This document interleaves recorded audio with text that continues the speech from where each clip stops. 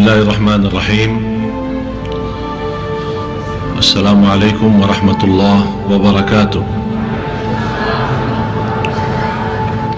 Maha suci Allah, saya tidak mempunyai ilmu apa-apa, hanya saja apa yang diberikan oleh Allah subhanahu wa ta'ala.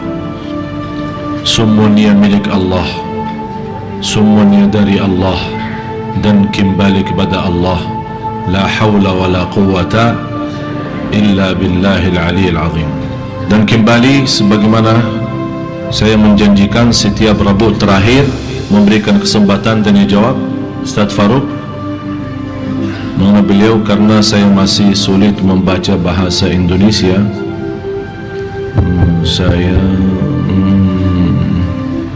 Tolong bantu, saya buta huruf.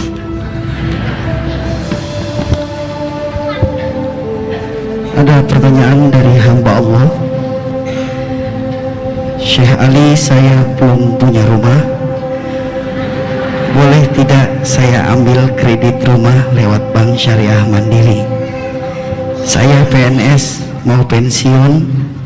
Selama ini saya membiayai sekolah atau kuliah anak lewat pinjaman bank. Saya tahu itu riba, tapi saya minta sama Allah, ya Allah, kalau Engkau ridho mudahkanlah. Dan alhamdulillah anak saya sudah selesai, tapi saya belum punya rumah. Bagaimana solusinya? Terima kasih. Satu penanya dari hamba Allah.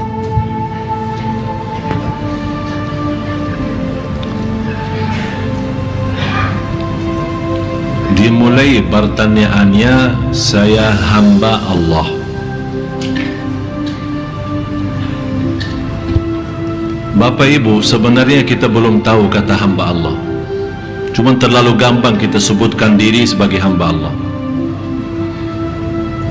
Para Nabi dan Rasul memohon kepada Allah menjadi hamba Allah. Para Nabi dan Rasul membuktikan kehambaannya kepada Allah. Kalau kata hamba Allah, berarti Bapak Ibu kita benar-benar lahir batin sudah sami'na wa ata'na. Kalau kita mau benar-benar jadi hamba Allah, buktinya atas segala nikmat kita syukur, atas segala ujian kita sabar. Tidak ada apa lagi lebih daripada syukur dan sabar, ridha. Lebih tinggi lagi daripada ridha itu adalah cinta kepada Allah Subhanahu wa ta'ala.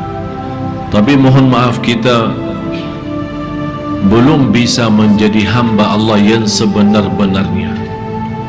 Walaupun mau tidak mau, kita memang hamba Allah, tapi kita membentukkan diri sebagai hamba Allah belum terwujud. Dan pertanyaannya Ibu tadi, Bapak Ibu, Indonesia dalam hubungannya sehari-hari, dalam kebutuhan sehari-hari, banyak umat Islam tidak terlepas menggunakan riba. Dan banyak yang belum sadar bermasalah kehidupan kita itu adalah sebabnya riba. Orang punya rumah sudah hasil riba, beli rumah, mobil hasil riba, punya usaha biarpun usaha kecil lewat riba. Kira-kira kita mau apa sama Allah kalau memang kita berkuburu mencari rezeki tapi dengan cara riba? Dan kita lupa firman Allah, wa may yattaqillaha yaj'al lahu makhraja. Barang siapa yang takwa kepada Allah Subhanahu wa ta'ala akan diberikan jalan kemudahan dari segala kesusahan. Bukan hanya segitu saja, wa yarzuqhu min haitsu, akan diberikan rezeki yang tak pernah nyangka, tidak pernah terbayang, tidak pernah terfikir. Tapi salah satu kemudahan yang dibolehkan oleh ulama, apalagi di Indonesia sudah mulainya ada bank syariah, kita boleh lewat bank syariah dengan sistem Islami, tapi dengan syarat, termasuk bank syariah tidak boleh mensyaratkan seandainya ada keterlambatan dalam membayar atau melunasi tagihan, kalau kena denda atau istilah lain bunga, walaupun itu bank syariah, tetap hukumnya riba. Jadi hati-hati. Sekarang biasa bank biasa, kalau kita ada tagihan tanggal sekian, kalau lewat satu hari atau hari-hari tertentu tidak melunasi tagihan itu, otomatis akan kena beberapa persen. Semakin telat lagi semakin naik. Bank menamakan bunga, merubah kata riba, seolah-olah dengan rubah kata bunga daripada riba barangkali bisa merubah hukumnya. Ya, hukumnya riba tetap riba, biarpun diganti nama dan nama yang menarik perhatian atau nama bagus, ya riba tetap riba. Tapi lewat bank syariah setahu saya masih aturannya aturan Islami. Tapi saya ingatkan kembali, kalau anda disyaratkan dalam transaksi pinjaman lewat bank syariah, disyaratkan akan kena denda saat anda telat membayar dalam tagihannya, itu sudah termasuk riba, tidak boleh melanjutkan pinjaman itu. Bapak Ibu, tapi bagaimana keadaan yang sudah lalu? Yang sudah lalu dah usah dibahas. Yang sudah lalu kita belum tahu, banyak belum tahu hukumnya, belum tahu sebabnya, belum tahu alasannya, atau dalam kondisi lemah iman terpaksa. Udah dah usah bahas.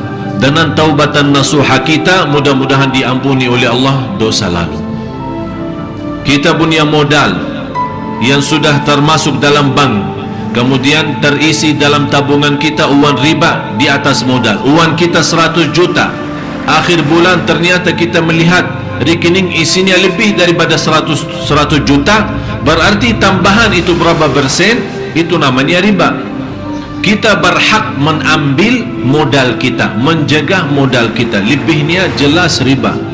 Tapi bagaimana cara kita menggunakan yang lebih itu? Daripada dibiarkan diambil oleh bank, boleh kita ambil, tapi bukan digunakan untuk beribadi kita, keperluan kita, tapi kita bisa membantu kebutuhan umat Islam dalam kebutuhan umum, jalan umum, WC umum.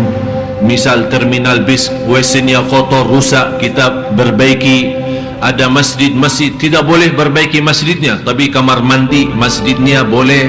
Ada parkiran masjid yang cukup kecil, terganggu, tidak berfasilitas untuk jamaah, dengan uang itu bisa kita gunakan. Tapi jangan harap dengan uang itu mengharapkan pahala sebagai sedekah, karena ini bukan sedekah, karena itu riba. Cuman untuk melepaskan diri daripada tanggung jawab di hadapan Allah SWT. Oleh karena itu, kembali lagi intinya, lewat bank syariah tidak menjadi masalah, tapi hati-hati saat disyaratkan ada kena denda. Kalau kita telat bayar tagihan kita, itu sudah jelas riba. Jangan menggunakan hal itu. Dan lebih baik tinggalkan pinjaman lewat bank. Takwa, bersabar sampai Allah berikan rezeki yang Allah sudah tentukan. Dan yakini tidak akan orang meninggal dunia belum dipenuhi rezekinya. Tak akan meninggal dunia belum dipenuhi rezekinya. Tapi terserah manusia. Manusia tidak mampu sabar.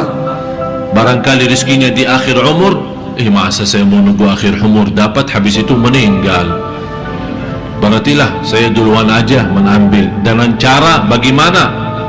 Itulah yang menjadi masalah. Dan ingat Bapak Ibu, soal rizki, soal harta kan ada dua macam, ada halal, ada haram. Yang halal, sekarang banyak jamaah bertanya, alhamdulillah rizki halal. Biarpun halal, jangan lupa halal itu dihisab oleh Allah. Yang halal dihisab, bukan yang haram.